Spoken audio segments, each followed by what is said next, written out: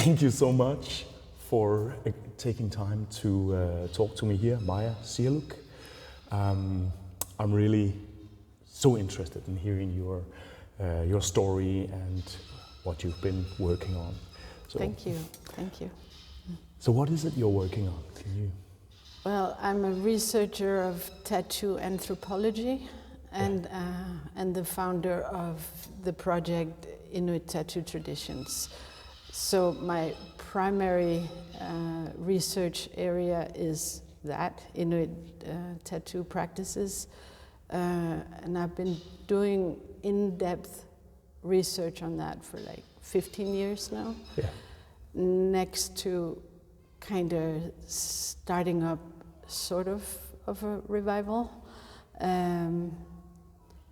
which is complicated and is a story in itself. But the research has come quite far, and I have had to learn how to work academically during doing my work. Yeah. You know, I'm not academically trained, so. No, you're a tattoo artist from the start, right? Yeah. And like what I find so incredibly impressive about your work is that revival aspect, like the level. First, you've actually researched, and I'd really like to hear something about that. But the fact that this has actually developed into a huge, almost trans-Arctic culture of tattooing, basically body culture. Yeah. But let me ask you about the research. Let me interrupt myself and roll back a moment. Can you tell me what is Inuit tattooing? Well, it's a female practice that stems from the very beginning of our culture. It's actually older. Okay. So the patterns that we use are in our culture amuletic. I cannot say anything about what they were in the cultures before us, because seemingly all the cultures have used these patterns that kind of drifted in from Siberia with the human beings. We all come from Siberia, go into Alaska, to Canada, to Greenland, and more cultures have done that, and we are the latest one. Okay. Yeah. So Dorset, for instance, did they also tattoo? They had, we don't know. Okay. But what we do know is that they have carvings of faces with the same patterns carved into them that we use in our faces even today. Yeah. Wow. So the Inuit tattooing pattern, that's just one element out of the tattooing practice, of course. We can get into that. But the patterns are almost 3,000 years older than our culture. 3,000 years older than the Inuit culture. Yeah, almost. Yeah. Wow. Yeah. So it goes into Dorset. Are there other cultures in the Inuit areas? We have the Ipiutak, the Norton, and we have like the Sakak, the Independents. There are quite a few. Different cultural groups. Yeah, but the Dorset was big. Yeah. And the Thule culture that all nowadays Inuit stem from, also huge, and spreading all over the Arctic in North America. But our roots are from Siberia. The roots of the tattooing method, the patterns, I dare say even the purpose of tattooing stems from Siberia. Okay. Yeah. So what is the purpose of this form of tattooing? Well, it's of course not one thing, but basically, since it's a spiritual practice, it is done on women by women because of the taboo system, where the three big taboos are birth, menstruation, and death. Yeah. So a woman in her physicality, just by being, is actually crossing the boundaries of the spirit realm by bleeding and giving birth, and death we all survive by because we have to kill in order to survive. We are 100% dependent on the life game. Yeah. And there is a reincarnation aspect to this. So if the animals are treated right, if they are killed right, if the rituals are done right, but also carved right, and the sewing is done right, following the taboo system, then the woman will assist the animal into a pain-free reincarnation, and thus food security. Okay. You get that circle. The animal is born, it is killed by the hunter, it is worked on by the woman, and if it's done right, it will get reborn and go back to the hunter. We cannot kill an animal that doesn't want to get killed by us. It's a choice of the animal. So there's a female role in the perpetuation of life connected with the hunt, where the women are almost birthing the next animal by dealing with. It's beautiful.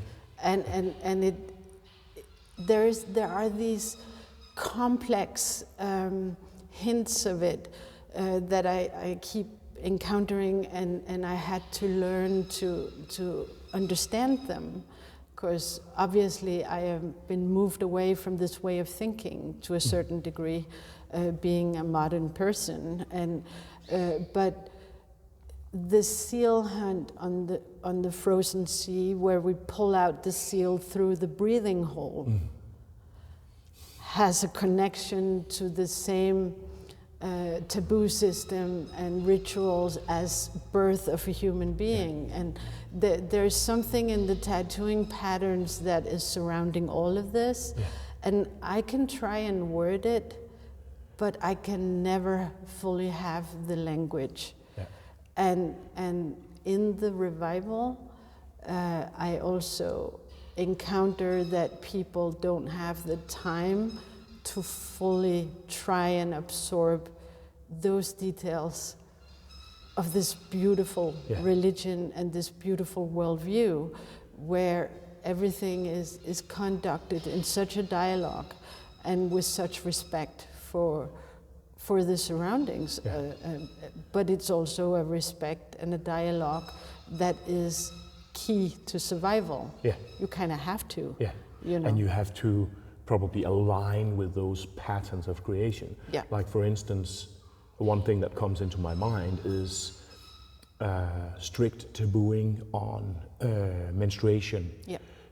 If the role of the woman is to assist that birth, then obviously being menstruating is a different, you're in a different position. So I remember reading somewhere that there had been tabooing on the menstruation period in Inuit culture. Oh, for sure. And it is spoken of, if you read the oral tradition has been written down by various people, and they all start out with saying, we are as true to this as we can in translation, etc. They're not, not all the time, but if you get to know the men that wrote it down and you understand their worldview, you can read it and kind of sort it out. So I had to learn everything I could about the European idea, the Christian idea, and also the white man. I might write a thesis on him one day. Oh, that sounds like a great idea. Wouldn't that be fun? You can come study me. But the thing is that when you read the myths, and when there's talk of menstruation and connection to the wildlife, the woman is somehow called dirty, which can be understood very negatively in nowadays language. But I really think what is meant is dangerous. And what she is dangerous for is not directly the man. It's written like that. She's dirty for the man, or she's dangerous for the man. The man fears her, and when she's menstruating. But what happens is that his job is on the line. Yeah. His job of going hunting, sitting in a tiny vessel on the ocean against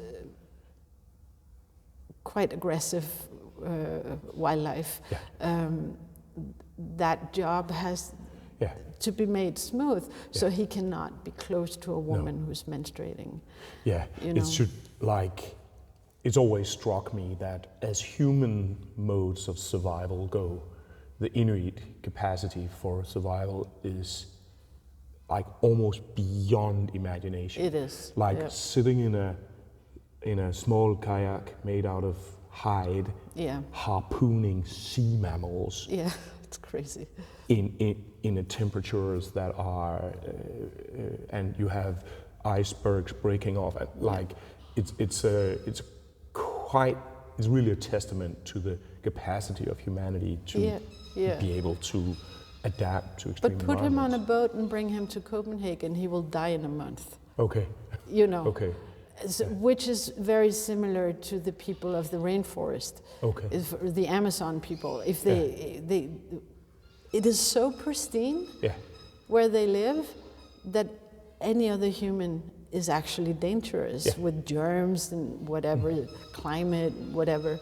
And so the visitors coming in to the Amazon or to the Arctic would die. Yeah. And also vice versa. You know. There's also another point I just want to make with you about the being dirty. Sacred and dirty are sometimes very closely related concepts. The word sacer in Latin, meaning sacred, actually means rotten. Yeah. And sometimes these two things, and I think your proposal of danger is probably really good because often there's something about that thing. Yeah. But what does all this have to do with tattooing? Or does this have a relation to... It does, it does. We have now established it's a difficult environment. It's harsh. It's not very friendly. You cannot do farming or, you know. And humankind being so small and so weak that they actually need fire to survive, where the fox or the ptarmigan, the tiniest fish, none of those guys needs fire. They get by, even the plants. We are the only ones who are that frail. And in this fragility, we need to borrow the abilities of the things that surround us. So we make amulets. And the men and the children would wear amulets that are loose on the body, like in strings or sewn in the clothing or on tools or whatever. And the woman, being in this situation where she menstruates and gives birth, she needs them tattooed. Yeah. There's something about that bloodletting. There's something about pigment inserting the blackness of it. There is something about some of the creational myths that we have. The creation of the sun and the moon, where the moon brother is repeatedly raping his sister in the state of being human beings. Okay. She touches him with soot from the oil lamp to figure out who it is. And when the light comes back on and she sees her brother with the sooted mark, she flees into the sky and becomes the sun, and he runs after her, becomes the moon, etc., etc. This is the first description of soot being put on a man once a taboo is broken. Okay. And that's how men get tattooed. Okay. They break a taboo, they make it better by getting a small, tiny little mark. Okay. The woman get bigger patterns and more more of it because it's her amulets, but she needs them tattooed because she's breaking taboos just by being. Okay. You know. Okay. So it's bringing into the body a counterbalance to the inherent danger in the female body, in the role the female body has in the ongoing pattern of creation, the ongoing reproduction of the game animals. And humans for survival. You know, we need man numbers, you know, get babies.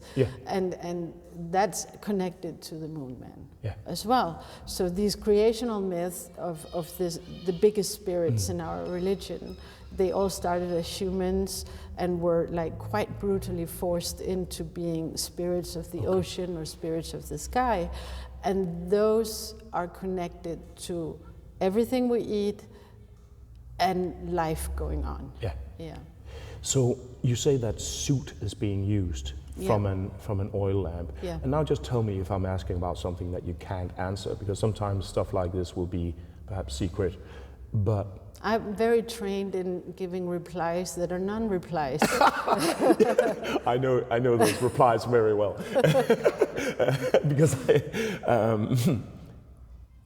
so you use soot from a tranlampe, I almost say, like an oil lamp. So is there a meaning in that as well? That material being used, is it being mixed with anything else? It is. You know, in the tattoo research that I work with some brilliant guys on other things tattoo related, and we did a whole experiment, like experimental archaeology on tools, like pre-electric tools. And two of us continued down this path and also tried out some different historical inks, you know. And all ink today is carbon-based. Because our bodies cannot destroy the carbon of like either crushed coal or the soot from something hit by a flame. I can tell you, creating soot is messy. Everything gets black. It's terrible. But you cannot tattoo with the soot alone unless you are. No, I wouldn't. I don't think it would. You need a liquid. And we tested out all kinds of liquids that we found in ethnography and, you know, written down stuff from South America, the Arctic, everywhere. And that ingredients we call the esoteric ingredient in the ink. And that's the soot is fine. That's a necessity. But what carries it into the body, that is where people get smart. We did not find one single esoteric component for ink anywhere in the world that was not antibacterial or you know, healing components. It was incredible. Everything we looked up, we were like, oh, this too is known for being clean. And in our neck of the woods, where there are no woods and not much plant matter and stuff, we would use urine. I almost suggested it, urine, because it's actually disinfecting, right? And preferably from an elder woman who has passed menstruating and has gathered a lot of what we call isoma, which is experience and knowledge into one beautiful. Urine is also, it comes from the human body already, so it seems that it would be a good conductor, perhaps. And we used it for a lot of things. Tanning hides, washing hair, you know, it has some stuff. In an area where you don't have a lot, of course you would save the urine. But I have never tattooed with it myself. Okay. I could. I suppose I should try, but I have I haven't yet. Breast milk is also one. Oh, yeah. Okay. It also, breast milk from a mother who has given birth recently is very powerful with healing components and. But mixing menstrual blood into somebody's tattoo ink would probably be a very dangerous thing. It's not a good idea. No. Okay. No blood. Amazing. Well, how can you tell me a little bit about the research process? Like, for instance, like I know very little about, like shamefully little about Inuit culture, and also very little about this tattooing culture. But my impression is that it had almost disappeared completely, or so where did you find patterns and like it sounds like you've been researching. Can you tell a little bit more about this? Yeah. Well, it's true. It has disappeared everywhere. In West Greenland, it disappeared 250 years ago. Yeah.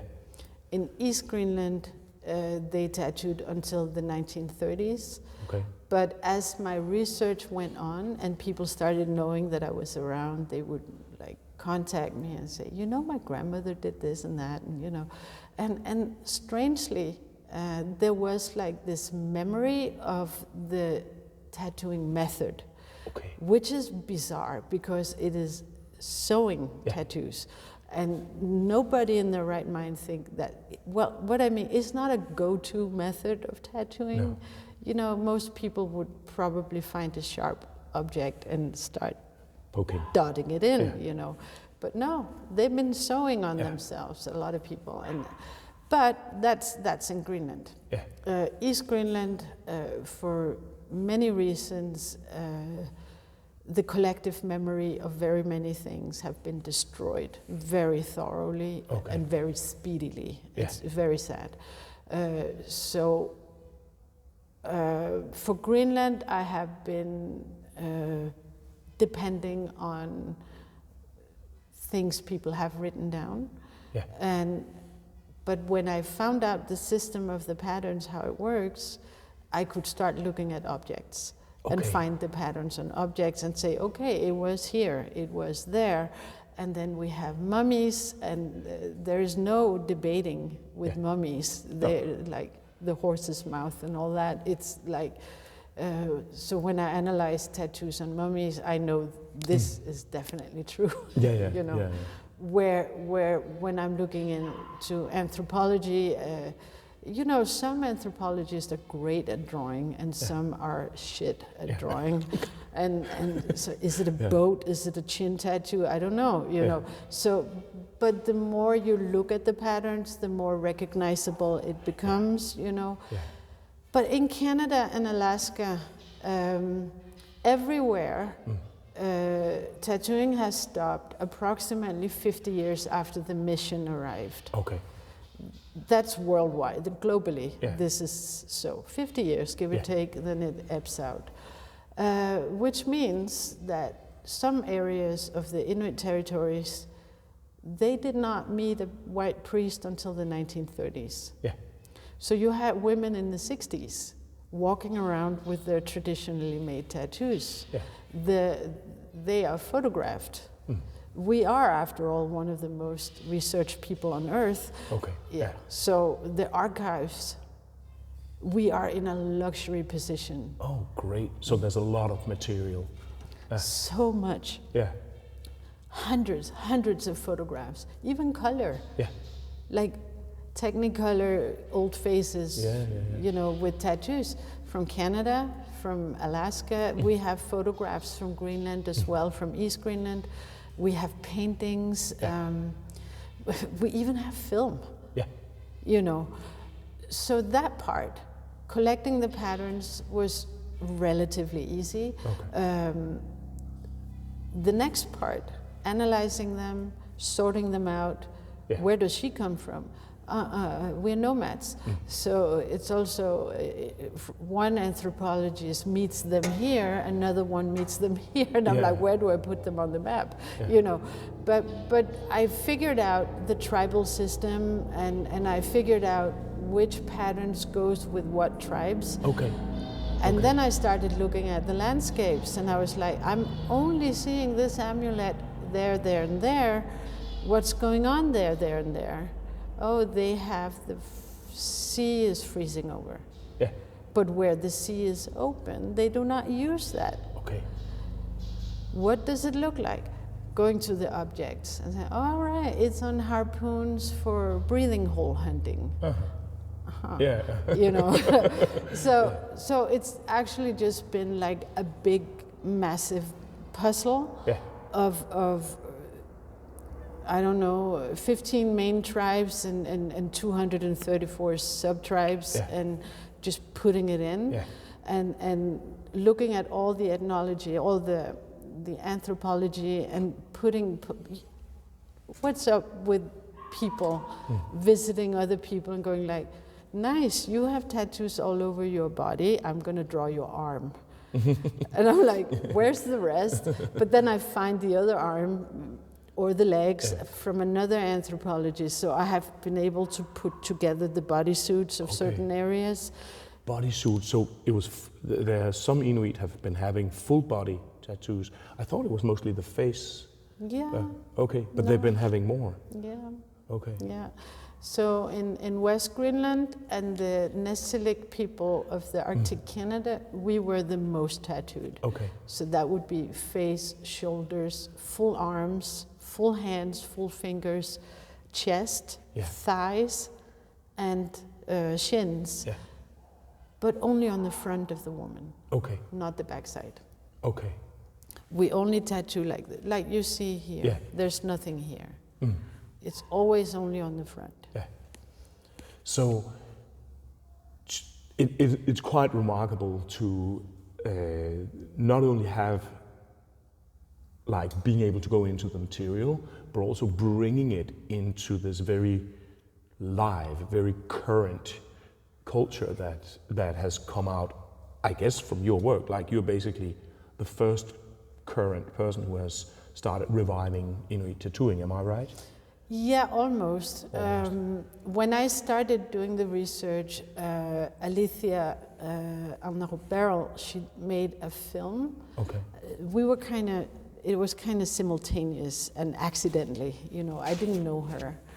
And this Viking tattooer from Norway, he sent a link to me. Okay. And he said, have you seen this girl? I'm like, hey. And Ola Svenevik. Yes, that one. And she made this film called Retracing the Lines of Inuit Tattooing, but she has a very Canadian perspective on it. And I made her aware of this, and she was like, God, yeah. But it's also a post-colonial thing. Yeah. We are used to being in a cheese clock situation, and I'm sitting there with Siberia to East Greenland, and I'm like, hey, you can't just say this is the Inuit way. It's the way in Iqaluit, it's the way in Nunavut area, but there's very many variations of this practice. And she was like, God, yeah. She said, if I made the film now, I would do it different. But that was the level we were at that time. Yeah. And I was doing my research for about 5 years before I really told anyone. Okay. You worked for 5 years on it before you started telling? Yeah, because... That's cool. Yeah, but you know, I'm a huge fan of Einar Selvik, and I listened to your interview with him, and one of the first things he said was something about climbing trees that has no roots. That's exactly how I feel. Yeah. And I was not about to spread false information to a people who desperately wants to know their culture. Yeah. I felt the responsibility. Seriously, yeah. It's heavy. It's heavy. it would do like that. Yeah.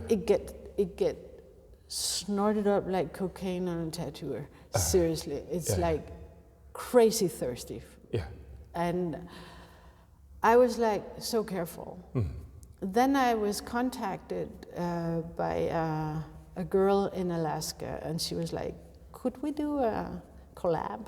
Would you like to come to Alaska and teach some girls? We would like to do a revival here. And so it was the Anchorage Museum, the Polar Lab, and I was flown over, and we did what was supposed to be a 3-year project, but it ended up being 2 years. 3 years project, okay. And what happened was Trump came and pulled the money away from all native stuff. Okay. Seriously, instantly. But the 2 first years we did in Alaska, and the 3rd year we did in Greenland instead. What about Nunavut that's Canada, right? Yeah, I've been to Canada a bit. I've not been to Nunavut itself because as I started tattooing, as I started posting, as I did the work in Alaska, and it was all over the media in the US. There was so much media on it, it was crazy. One by one, the girls started popping up. And now we are, 25 practitioners at least. Yeah. And I have very mixed feelings about it. Okay. Because all my caution was just, there's very little to none research-based tattooing. There is actually no revival right now. There is a reinvention. Okay. It's valuable in itself, but I was dreaming of the revival. Yeah. But couldn't you say that, like, I totally follow your feeling there, but I can't help also thinking that when you then come out with it, it is inevitable that it's gonna go and really, like, I mean, the best you can do is to caution, connection with actual material, and then, like, tradition is also reinvention. It is also dynamic. It's not like carved on stone tablets. However, hopefully a little bit more organic and in group form, and not. The biggest difference between the tradition and what's going on now is that now it's about me, and I, and back then it was about us, collectivism, which is a super beautiful thing. And also a thing that made us survive, so those little assholes can sit today and make TikTok videos about their traditional tattoos. And so I'm like super disappointed that I understand the lack of patience, but I do not understand that it has to be so superficial as it is. And yet, I want to point out, 100%, they are valuable. Every single tattoo is valuable because it does give identity to a people who have lost their sense of identity. It is part of nation building, and it is also, emphasizing the fact that when you do indigenous research methodologies, it goes back into the community.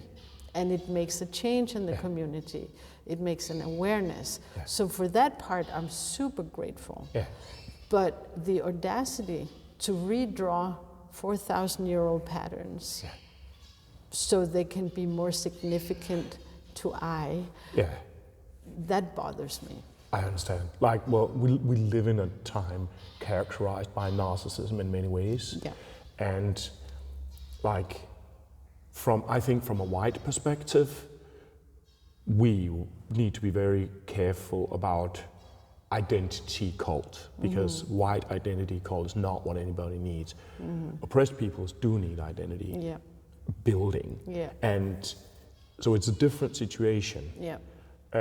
But I still understand like being a little bit cautious about it. However, when I'm looking at like an Inuit politician who's standing with tattoos in his face and a polar bear claw, which is as big as I don't know what, and standing with a suit, you know, I'm just thinking, wow, these guys are pretty. Like, it is impressive.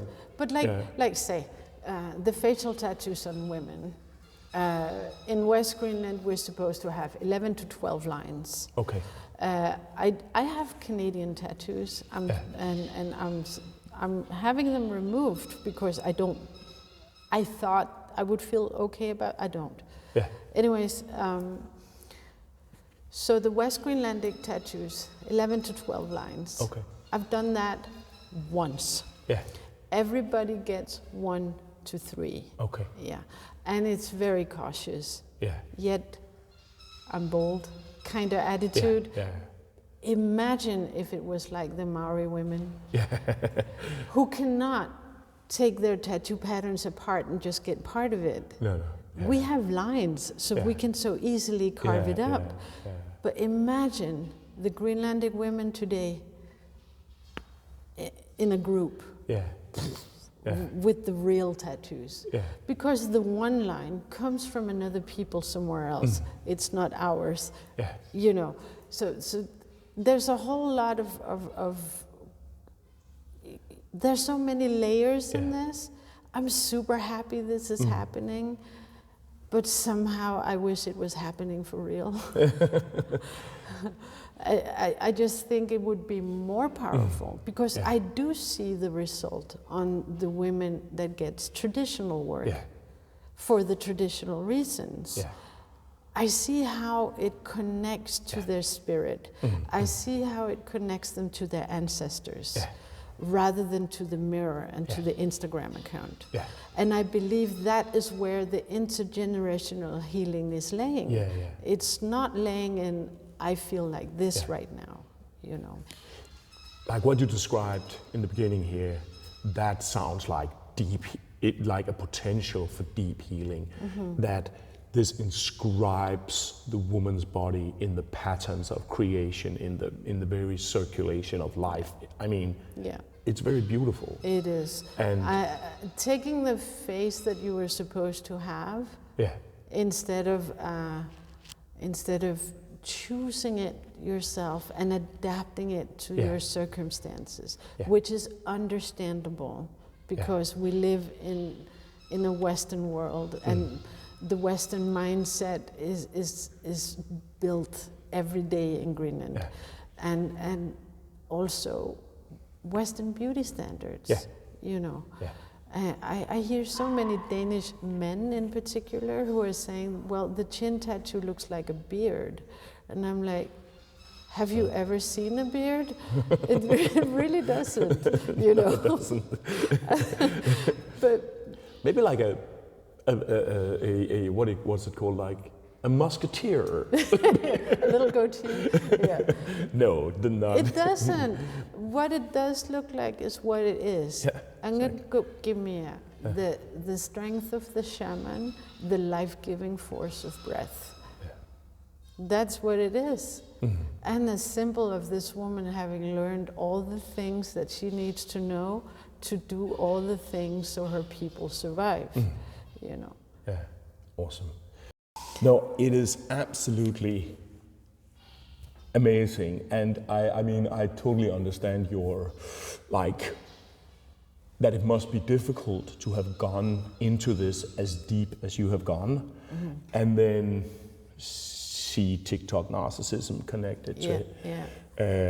Well, I met this old Native American one time. I've been a lot in the U.S. I worked a lot in the U.S. and connected with Native people everywhere I go, basically, of course.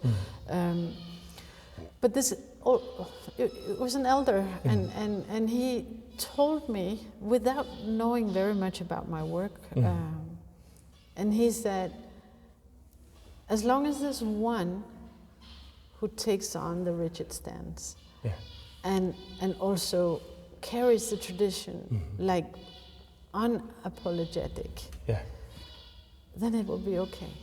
but there has to be one. Yeah. And I was thinking about it, and I was like, oh, fuck, that's me. You know, I have to be that one, because I'm the one who did all that work. Nobody else wants to do that work. It's a lot of work, and it's boring, and nobody wants to do it. And I've done it, you know.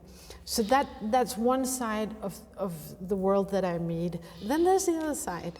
That's the academic world, because more and more I got sucked into that part of being a researcher.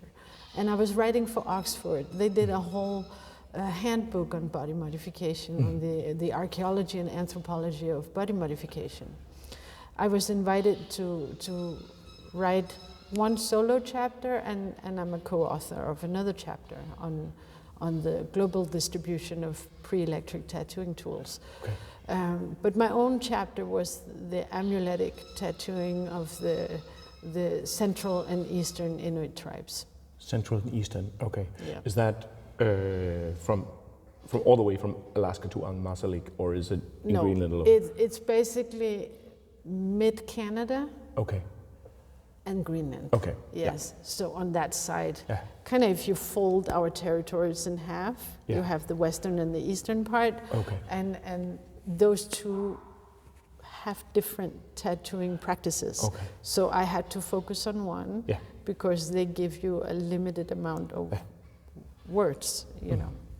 Anyways, I was writing for like 2 years and rewriting, and I kept getting these impossible demands from the people in charge of this book, who are, of course, white academic men.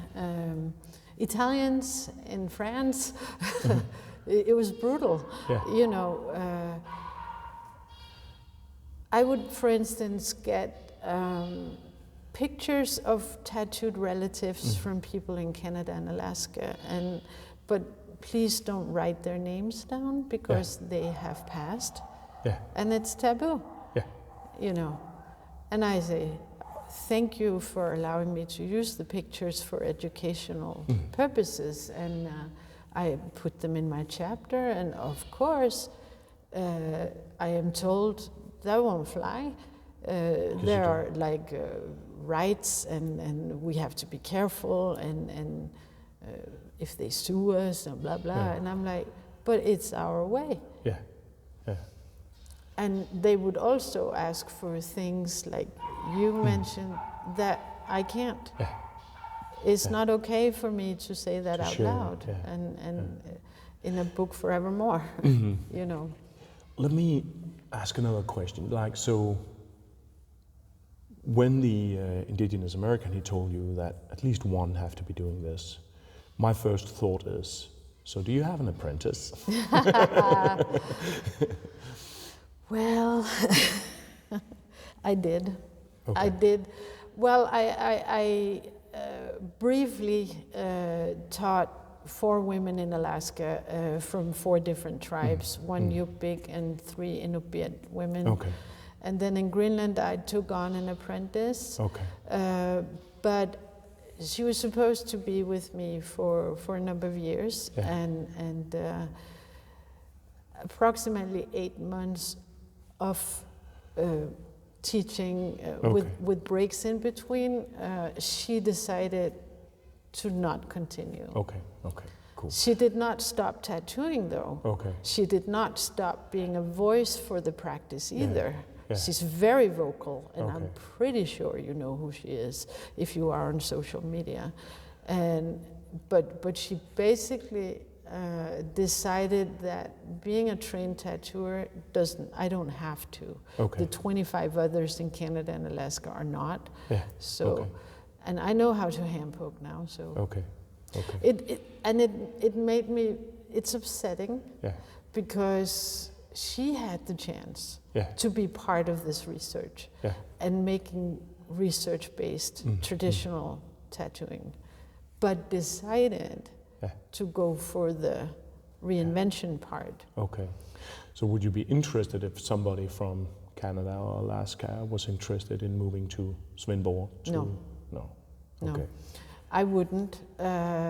there is a boy in Greenland, and he has asked me, and I said to him, I have apprentice fatigue. Okay. And because it is so much. Yeah. It is not only being a tattoo apprentice, you have to be a historian, you have to work with anthropology. And I asked him, do you read? And he said, I read one book, it was Harry Potter. And I'm like, I'm sorry. Which is cute, but you know, it's not enough for that job. No. He's a great tattooer, and he's a super sweet boy, and I share a lot with him. Yeah. And we hang out. Yeah. And we I give him some hints on the tattooing, but also on the culture. Yeah. And he's super interested. And rather than being like, I let him tattoo one of my clients, and while I'm in the room, and after, when he finished, he said, please be my critique. Yeah. Instead of being what I have experienced before, I don't need to hear your fucking opinion, you know. So he would be a great apprentice. Okay. But I don't want to. Okay. I'm too old. Okay. I'm tired. Maybe in a couple of years you'll be on again. Who knows? Maybe. I've seen the tattooing, for instance, the idea about lines in the face moving. Well, I don't know if I've seen it moving, but I've seen it practiced. One thing is that Inuit tattooing has become a big thing, and I even sense that other indigenous American groups are starting to do it more. Sometimes you see people with tattoos where, and I don't know these cultures well enough to know if this is traditional practices or if it is recovering things. But what do you feel about like the aesthetic of Inuit tattooing moving outside Inuit groups? It's such an interesting question. Thank you. First of all, is there such a thing as cultural appropriation among indigenous people? Yes, there is. I think so. Even among tribes of the same people, sub-tribes, I feel, but again, I'm the one with the rigid stance. So I have to say, those are not your tattoos. You're not hunting that way. You need these tattoos because you're hunting that way, right? But that's my job. If I like it or not, that's my job. If they like it or not, it's still my job. But the Inuit tattooing being so prevalent and visually available, it seeps into other tribes as well. It does, and other peoples. And I understand it. I know First Nations from Canada who doesn't even know what their clothing looked like. We have like this treasure of visual heritage, and you know, and so I understand. But I also see a lot of archival tattoos from the book of Lars Krutag, the North American traditional, whatever the fuck he called it. I'm not going to say nothing about his book except the pictures are very pretty. Okay. And the pictures are, you know, from all kinds. He has access to all these archives, the Smithsonian and whatnot. It's great pictures. But I also do see some tattoos that actually are war paint. Okay. But it's hard to see because it's a black and white drawing, you know, from some anthropologist drawing, whatever. But doesn't matter. It's kind of the same thing as the arrival among the Inuit. It carries some kind of value of identity. And but yes, there's a lot of Inuit tattooing going on, right? Yeah. So what about, like, I see sometimes white people getting, for instance, one single line over the cheek like this. Not my problem. That's the Amazon. Okay. So the single line is not, because I've been seeing that and I think that could perhaps, to my eyes, untrained eyes, that look a little bit Inuit. Yes, we are famous for the lines on the chin. Yeah. However, humankind, my husband said, please quote me on this if you get the chance, and now I will quote him. We have always borrowed from each other. We have always learned from each other. It's part of human nature. And also, we experience the world in the same way. The plants go from the darkness and seek the light toward the sky. We see the sky is turning. Yeah. Maybe it's us that are turning, but it looks like the sky is. We have these perceptions, and if you go to like cave paintings, you will see some of the elements that are in Inuit tattooing. It's pretty global, and apparently the human brain has limitations into what they use as symbols. I read an article, a scientific article on counting systems, that the way we say 1, 2, 3, 4, 5, every human at every time will do it with the same distance. Yeah. We know what it's supposed to look like. Super interesting. So the single line on the chin, it can be Inuk, but it can also be from the Amazon. It can also be from North Africa, because that's what humans are like. Yeah. And who knows what you guys did? Yeah, I think the question about cultural appropriation and cultural exchange is extremely important, because it sort of balances between we need to support people's protection of their own culture and their recovery and their reinvention of their own culture, while we also need to protect or safeguard what you're saying, that humans do borrow from each other, and we do borrow from the basis of being human, which means that we have these very similar perceptions often. So, and balancing these two things, it's difficult. It's difficult, but also there is like a tendency amongst indigenous people right now to isolate themselves, like the urge of isolation. Only Greenlandic filmmakers can make Greenlandic films or or tell. We tell our stories ourselves, etc., etc. Which is, yes, please give us the chance to tell our stories, but at the same time, it's kind of weaponized, and it kind of gives opportunity to talk down to you for your interest. How dare you be interested, and I don't like that. I believe so much in my worldview, my world perception of things is very spiritual, and my spirit is no bigger and stronger than yours, and so the talking down part, the weaponizing, the anger, as much as I understand it and live it, I have anger too.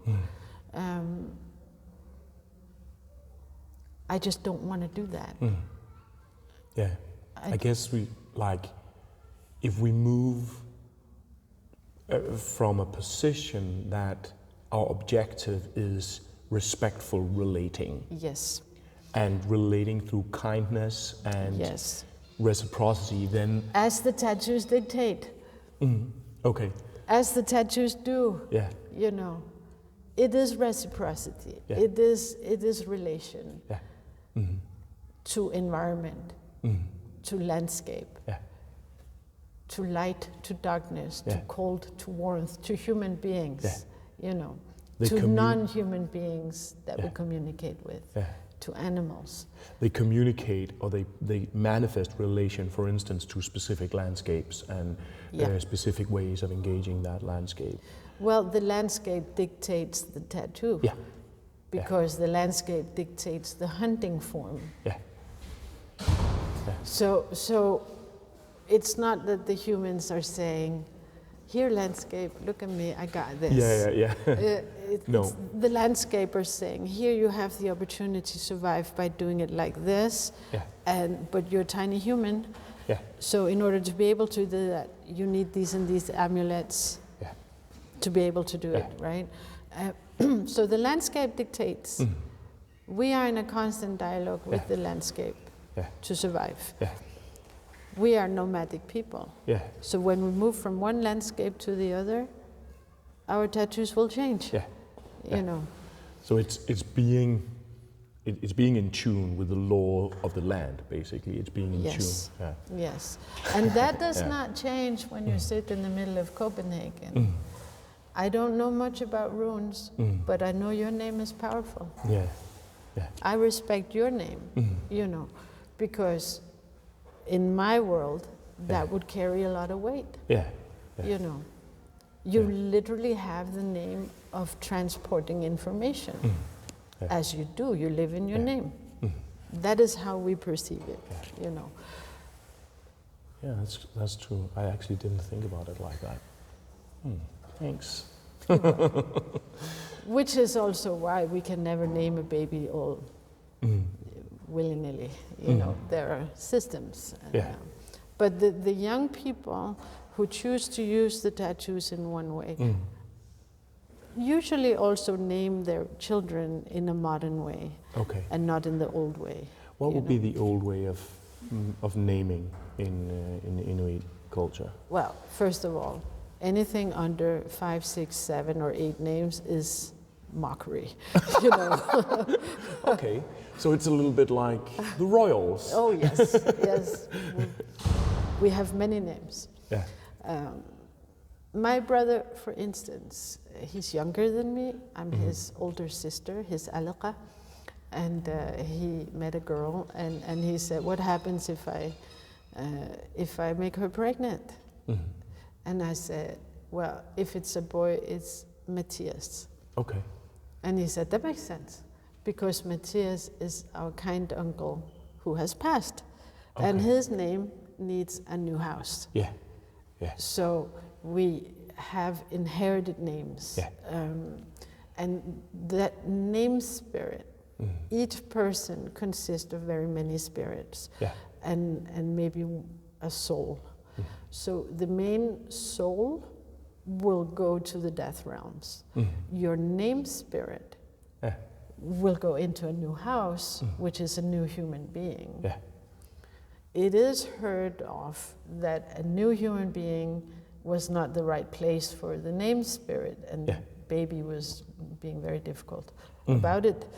So the name is removed and given to a puppy or whatever, and the child renamed. We have sibling names, we have like our status in the family. We also have many names of spirits of people who are gone, and then we will be called the name that was in relation to the person that we're talking to. So you can be Maya to one person, Sialuk to another, Maya Sialuk to a third, Alaqa to a fourth, you know. And we just so used to that. So the panoply of names is like, it's almost a relational potential that different name can, and I mean, we also, many humans probably know something similar, that we have little, for instance, nicknames that work in some relations but not in others. Yes, of course. But in our situation, the names are spirited. So, for instance, my little brother, his name is Ole, and he's named after his grandfather. So I will get meat from a hunter who is the son of Ole's grandfather's cousin. Because I'm the elder sister, you know, it's complex. But there, and people who knew the old Ole, when they see the young one, they freak out. Oh, there he is, because we really truly believe that there is a part of him living in the new human being. That's a form of, it's not reincarnation really, but it is some kind of spiritual memory bank reincarnation. We are the sum of the experiences of our ancestors. So sometimes we remember things we never learned because our ancestors learned it, you know. I came across very similar naming culture among the Sami in Northern Europe. They used to pass names, I think also white North Europeans used to pass names, but with the Sami, they also had the idea that problems could emerge from a name if it wasn't compatible, and then they would basically take away that name and give a new one. So cool. Oh, but life is long, with the wrong name. Yeah. It's long. I've sometimes looked at my kids and I was like, Jesus Christ, did I give them the right name? You know, because something has happened. But so far, so good. But you know, the beautiful part, I'm very attracted to syncretism. I think it's such an interesting part of the human brain. And what happens is we have all these arguments between Danish, Greenland, blah, blah, blah, old stories, new stories, a lot of hatred and a lot of weird shit going on right now. But our name system is still intact. And the most, or the best survived aspect of our old religion. But we get baptized in the Christian church. And nobody says a word. It's just done. Nobody mentions it, not the Christian church and not anyone else. You know, it's old naming, but with... The Sami, they had a ritual to remove a Christian name if the Christian names weren't compatible. They would say, okay, so you're not Peter anyway, you're Ilo, you know, if they want. I have had women getting tattooed by me, removing their Christian name, removing their confirmation. But I do have people that come for those reasons, you know, also for illness and for, you know, for the amuletic use of the tattoos. And or I had a man who his boat crashed, his daughter couldn't get pregnant. His wife got sick, and he was like, someone go soak me, I need a tattoo. I have done something wrong, and I need to better it, so my circumstances will change. So people do come and get that done. And many women get their facial tattoos and kind of say goodbye to their Christian baptism, Christian confirmation, and Christian name. So it becomes a form of cultural healing that changes that individual or moves that individual into or towards relation with traditional knowledge forms. In a super visual way. You know. But it's also like actually changing your body it is in a sense changing yourself. And changing your face is like we look at each other's faces all the time as human being, except if you're Tuareg, but then perhaps not all the time, but a lot of the time still probably, right? And putting something in your face that changes you somehow, and it's very powerful. But also why it is so provoking. When I came to Denmark, I moved here in 2016. I was so surprised how angry I could make people. I mean, peacefully talking about my research, for instance, or I thought it was peaceful. I had to learn that there are ways that you have to talk to the Danish people about this. Because it's actually not nice for them to understand what is going on. Of course, I understand that now. But I was like, I thought you guys were like up to date on the information. You know? Not all the time. And I was like, they're really not. Wow. And the anger, you know, I had one guy yell at me in the street in Danish. Så held og lykke med selvstændigheden og det lort, du har i hovedet. I don't know how... Are you serious? Yeah, an old guy, Right after... But I think, like, do you remember the reaction that the Danish culture had to, or suddenly started to develop around hijab? Like, all of a sudden... It was so enraging. And it was like... that is a threat to democracy. And even like Politiken, they were writing, we need to consider whether wearing a headscarf, which all Danish women did like a couple of generations ago. My grandma did. If that's a threat to democracy, so there's this it's almost as if manifesting your difference in a bodily posture is a provocation. And I think that's very much a result, one thing is a result of Danes sometimes being rather thick-headed, but it's also a result of like this a fairly small country where it's a little bit like we're also very uniform Danes. We're very much the same, and there's a rather low tolerance for difference sometimes. And that reaction, oh my God! It was pretty bad. I ran into a sports store. I never go into sports store. I was looking at leggings on a big rail, waiting for the guy to walk away. I was pretty shocked. But this was it in 2018? And there was an election in Greenland, and it was on the news here, and I was pulled in by the media, and I was not very clever yet, so about that, and I said yes, and I answered their questions, and I was shocked to see the trolls.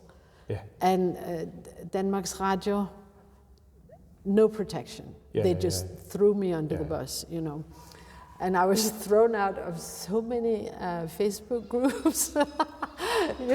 All the people that have been school teachers in Greenland in the 70s, and We Love Greenland, blah, blah, blah, all those groups. And I was thrown out. But I learned a lot from it. My uncle and aunt were school teachers in Greenland in the 1970s. Of course they were. and they came back and they loved Greenland most of their life. The and they had nature, so beautiful. that kind of thing. Well, they also had some friends. They were in Ilulissat, so they had friends that they kept contact with most of their lives. But there's a lot of those stories. We jokingly say there are like 3 types of Greenlanders. There's like the Danish friendly, meaning, have you ever read Thomas King? No. He wrote what is it called? The Inconvenient Indian. Okay. Yeah, it's a good read, and you can be an inconvenient Inuk as well. It's like, don't be it too much, please. So room temperature. Inuit, Greenlander, that are the normal Dane can be in the same room as, without having to face up to different colonial history and these sort of things. Yes. But talking about that, we are now on the 9th of January, and just a couple of days ago, the American president wanted to attack your country. Should we just do you have any reactions or feelings about that whole thing? I mean, for me, it's a little bit like, whoa, what's going on? It's very aggressive, But a few years ago, last time, he was I can't believe we're going through this again. But the first time he was president and he wanted to purchase Greenland. He wanted to buy it.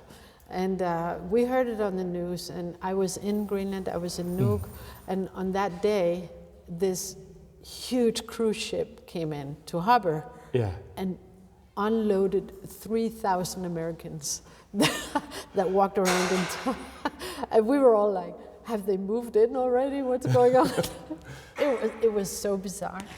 And the amount of media that came from the world to talk about this on that day was crazy. But now he's done it again, and I will say what a lot of the Danish politicians are saying about it as well. Everything he wants from Greenland he can get. He doesn't have to own it. And he shouldn't own it. I don't think that perhaps don't have to own it is not Donald Trump's middle name. Right. I understand that old-fashioned urge to increase territory it's anachronistic way of working, man. It's like we don't do that anymore. Him and Putin, it's like a pissing contest, you know. I like, but he can get all the things he wants. He can get, you know. They already have military base in northern Greenland. And they had more. They can have that again. As far as I understand, they still have first priority on any landing strip in the country, if needed. Yeah. And, you know, when it comes to resources, let's negotiate, do trade. But owning us, no. So how do you think that many Inuit in Greenland feel about this? Because like it's a fairly small country and like with colonial ties to Denmark, also a comparatively small country, and then the biggest military power in the world is airing the possibility of military expansion. Like it must feel frightening. And it is. I think everybody are a little worried. Some are excited. But you know, people are different, and some, and unfortunately, those are the ones who have, you know, been portrayed in the media, are like, yes to Trump, I'm so for this, I want to be American, fuck the Danes. But I think a majority of people, they're like, no, take it easy. I think everybody wants independence. But very few want it now. Most people, as far as I see it, are hoping for more equality with Denmark.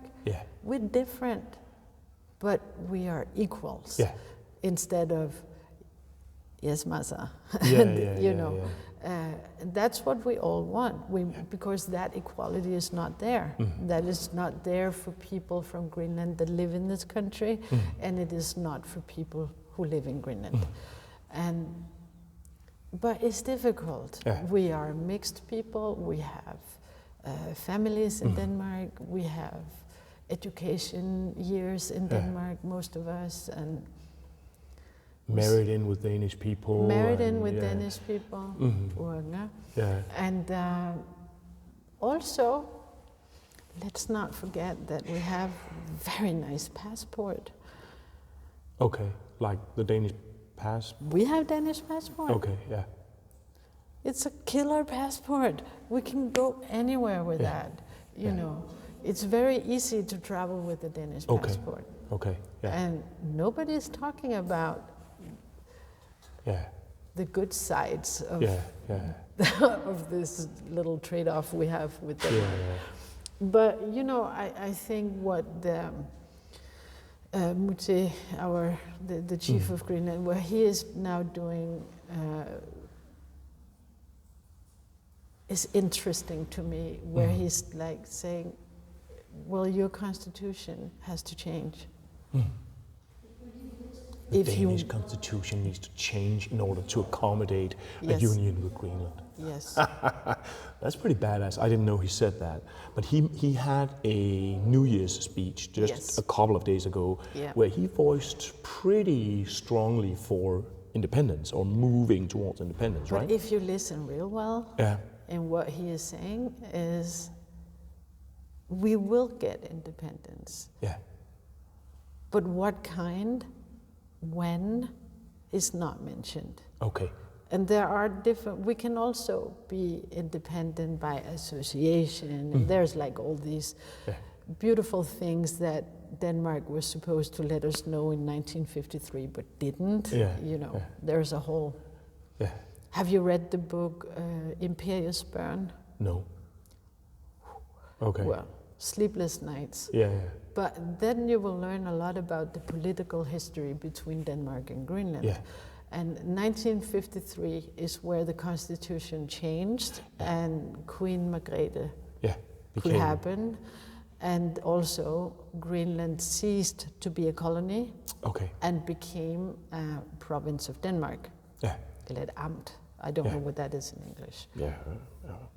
an administrative unit of sorts. Yeah. Yes, and that we were from 1953 until 1979. Okay. Where we got home rule. Home rule. Yeah. And home rule just meant that some of the things were taken home. Yeah. Not everything was decided in Denmark. Yeah. You know, education, you know. And over the years until now, more and more things have been taken home. Yeah. For instance, we can decide over what time it is in Greenland ourselves now for 2 years or so. I mean, it's the most ridiculous tiny little details and levels of things, you know, that are never really discussed, but it's interesting to follow it. Yeah. But the constitution in Denmark changed in order for the crown princess being able to become the queen and for Greenland to cease to be a colony, because that was frowned upon by the United Nations after the Second World War. And Denmark didn't quite follow the rules on that bit. So we are in the situation that we are in now, following that situation. So him saying now, let's have a look-see at the Constitution. Yeah. It's kind of old-fashioned, and it's definitely not equal. Yeah. And this morning, I saw an Instagram post from Mette Frederiksen, the Prime Minister of Denmark, where it was like 5 or 6 pages, Instagram pages of text. Yeah. And one of them said that there will be a meeting on Friday with Greenland, Denmark, and the Faroe Islands. Rigsfællesskabet. Yeah. That would be the Danish Commonwealth, which is the Faroe Islands, Greenland, and Denmark. Yes. Today. And the goal is to find a way where all citizens, all peoples, all 3 peoples are equal and feel equal. Yeah. I think there are some... I feel she's opening up for the Constitution thing. Yeah. Like, I know Inuit Greenland people who lived here in Denmark who are telling me, and perhaps characteristically for a white dude, I wasn't aware of this, but that living in Denmark, you don't have access to learning Greenlandic language. So, and that is quite amazing when you think about the fact that Greenland is a part of the I guess state unit. Yeah. But you can live here, and your children will not have access to learning. But do you know why this is? We're not a minority. We're just Danes. Happy you! You're just a Dane. What a thing to do to people, right? Yeah. There's also something about when you move from Greenland. You can go to Greenland and stay there, be there for 6 months, you have Greenlandic status. That's your address, that's where you live. I can do it. I have the roots, I have the DNA. I hate that. You know what I mean. I go back to Denmark, you go back to Denmark, we stay here for 10 years, our Greenland status disappears. Now I'm really just a Dane. I'm not counted in any longer in the statistics of how many Greenlanders are in Denmark. I'm not, my children are not. So that means that specific, probably not real rights, because if people haven't been given access to actually learning Greenlandic language here, then that isn't the right, but at least potential, the acknowledgement of being Greenlandic is disappeared, is nullified. So if we were a minority, we would have the rights for that, you know. But the same, like when you move here, Greenland and Denmark are very different. The system here is far more complicated, and there's very little help to get. The amount of money there is on the budget to help Greenlanders moving here from the Greenlandic houses, which we have 4 of in this country, is ridiculously low. It's kind of like, Yeah. So you can't even build a house for that money. You know what I mean? Yeah. It's very little money. Yeah. And but we're not a minority, so we do not have those rights automatically. Yeah. But we also apparently don't have the capacity to speak up and demand it. Mm-hmm. You know. Yeah. I lived abroad with my kids, and we lived in Norway for their school years, and they had the right to education in their mother tongue. Yeah. So they were learning Dutch okay. because of their father. Yeah. Because there was none from my language. Yeah. You know. Yeah. It's. But understandably in Norway, perhaps, you know. Yeah. But still, we are the third largest Inuit population in the world lives in Denmark. Okay. Yeah. So if you take all the people who... Whoa, the third last big... Yeah, so the biggest probably in Greenland. Yeah. The second in Canada. Yeah. And the third in Denmark. Okay. Yeah. Then Alaska. And then Siberia. Yeah. Yeah. Wow. Mm-hmm. So there are more Inuit in Denmark than in Alaska. Yeah. Yeah. Denmark proper. Yeah. Isn't that crazy? Yeah, it is. Yeah. It is. And but you know, there was a filmmaker. What's her name? She has a Greenlandic name, but she's not Greenlandic. She was born there, I think. Anyways, she was counting Greenlanders. Okay. People who associate with the idea of being a Greenlandic person. Mm-hmm. She stopped at 22,000. Yeah. In Denmark. Yeah. Living in Denmark. Yeah. And the constant number for years and years, 16 to 17,000. Yeah. How does it stay constant? Yeah. Unless some people disappear and some go up, the population in Greenland is going down. Like people move here. Like, what did I hear? 700 people a year from a population of 56,000. That's a lot of people. Yeah. You know. Yeah. Cool. Thank you so much for taking this time to share the amazing cultural work that you've been doing and a bit of the Greenlandic perspective in this, very Greenlandic charged moment of time. It's crazy right now. Yeah. And we don't know that if in 4 months, perhaps when this interview comes out, we don't know when. Maybe I'm American. And maybe there has been a war with America, and perhaps Denmark has also become a state in the part of the United States, Norway and Iceland and everything. What do we know? I hope not. I hope not. Yeah. But in any case, thank you so much, Maja, for joining me here. And thank you for having me. Yeah, super interesting, and see you around sometime.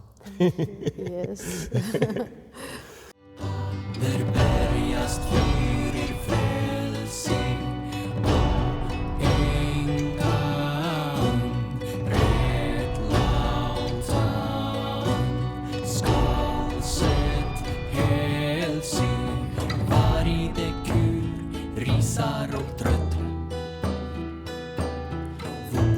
Strismenn ganga á völlu. Varði kur rísar og tröll. Vopnaði strismenn ganga á völlu.